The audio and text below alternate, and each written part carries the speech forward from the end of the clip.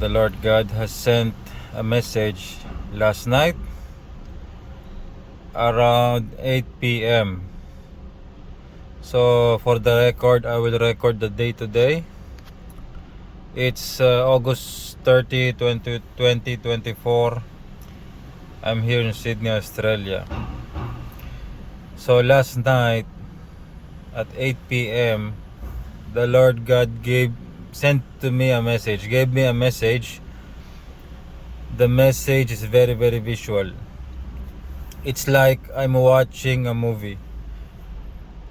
And this message is about the Lord God gave me advanced view of a certain event of a war in the coming time. So the Lord God showed to me in advance a certain cut of an event that will happen.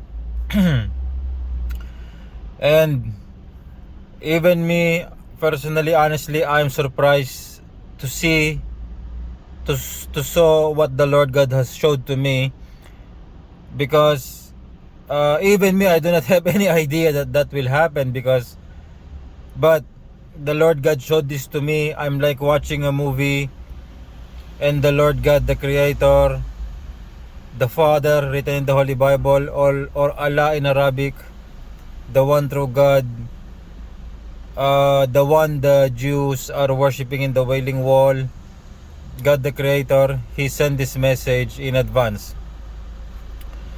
To show the future, what will happen. And so that's why it's my duty to tell this to you, because you are the leaders of the West, of APAC, of the military, the leaders of USA, of Israel. So I want to send this message to you. So I'm gonna wait, I'm gonna start the car because there's some people here. I'm gonna close the windows, and I'm gonna turn the aircon so that you will not hear outside. Okay, so hope everything is fine and you're gonna hear me more clearly. So I'm gonna first, greetings to all of you.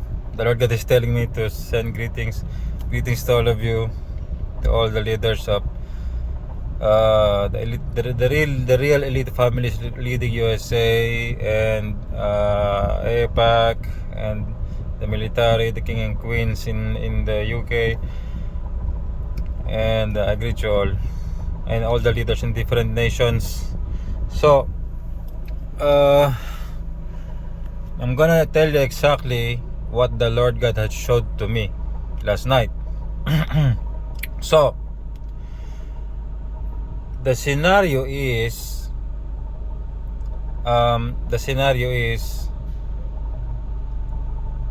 I saw myself. When I'm seeing it, it's like reality. It's like I really thought it's happening at that time. That's how powerful God is. The message that was sent to me, it's like reality. And so I saw myself riding on a vehicle with no roof.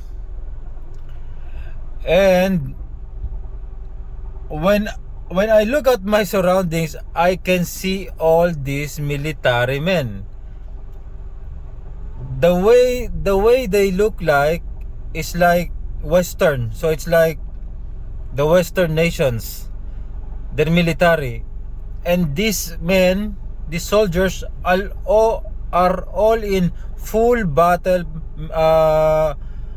full military uniform with heavy gear. And so it's a complete set of military uniform and their equipment. They're fully equipped military. I saw them on my right, I saw them on my left, I saw in the front there's lots of military men. It's a big army. And I saw myself in the middle, and I'm riding in this kind of vehicle which has no roof. And there's some military personnel also surrounding me. And so, what I notice is we are moving forward. We are moving forward on this place which looks like a port city. It's like a port city. It's like a city near the port, or the pier, or where the ships are stopping. It seems like that. And so we are moving forward, a big army, a big Western army. And so it includes the USA and other countries, the allies. We're moving forward. We're not rushing, but I'm hearing while we are traveling, I'm hearing on the radio, we are being informed that there's an enemy ahead. There's an enemy ahead.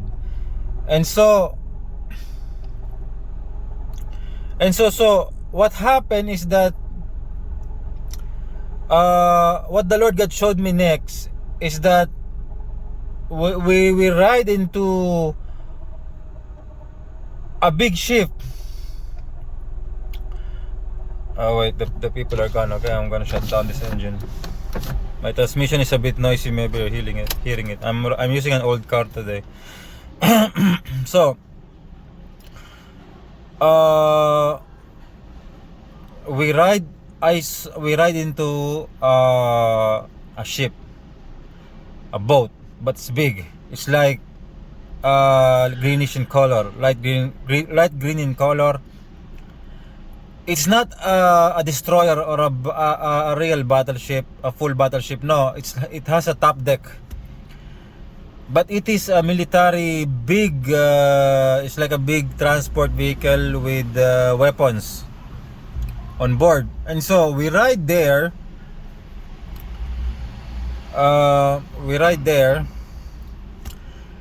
And what happened is, I'm trying to recall everything that the Lord God showed to me. We ride there with many military, and there's many boats like this. We ride there. I'm standing on the top deck of that big military boat with the soldiers around me. And then suddenly there's a ship bigger than our ship. I actually cannot see their soldiers because this ship is this vessel, sea vessel, is higher than us. Sorry, I just came from a bit of sickness. So there's a military vehicle in front of us, it also colored like light green in color. And it is bigger than us. It's bigger, it's higher, it's bigger. I can only see the side of the ship because it's bigger than us. But when I look up, I can see some military personnel, some officer there. And then suddenly the Lord God revealed which country they from. And I'm gonna tell you directly, the Lord God showed to me that they are Chinese. They are from China. So this is a Chinese military. They have big boats. They have many military on their boats. And so sorry, my hair is a bit long. I'm planning to cut, but I just want to. But okay, that's. I'll do that later. But so I'll continue. And so what happened is the Chinese. This is what the Lord God is showing to me. The Chinese, they have several ships there in that area. And so when we what happened next when we ride on that in our military boat, suddenly I'm just gonna tell you directly what the Lord God has shown to me. I will not add, I will not remove, just exactly what the Lord God showed to me. I saw suddenly that the Chinese vessel suddenly put their boat in full power and push our boat very, very strongly, very, very aggressively, very, very sharply, very strongly, in full power. They push our boat, me and the military surrounding me, all the military personnel with me. And then because of that very strong push that the Chinese boat did to us, I almost lose balance. It's like I get shocked. I get shocked while I'm standing there, and all of the military soldiers with me were shocked that the Chinese boat suddenly pushed us. And then when they pushed us, actually they pushed our boat in another Chinese boat, and so I realized they're gonna crush us. They wanted to sandwich us or to crush our boat. And so we hit another Chinese boat and we are in between them. I am expecting that something bad will happen, but I was so shocked and surprised because what the Lord God showed to me, that smaller boat that we have, it's not really small, it's a big military vehicle, military boat, but the Chinese boats are bigger. They're much bigger. But our military boat, where we are riding, it doesn't get damaged. I'm surprised. The Lord God is showing this to me. Our military boat doesn't get damaged. Nothing. It doesn't bend. It doesn't it doesn't tilt to the sides. It is stable. It doesn't move. Nothing happened. And so I was shocked. And I said to myself, oh my, the construction, the engineering of this military boat is good. It's strong.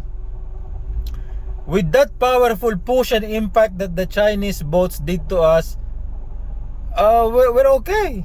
The boat is intact. It doesn't even bend or nothing happened. And so I said, oh, this is a quality build military boat, military ship.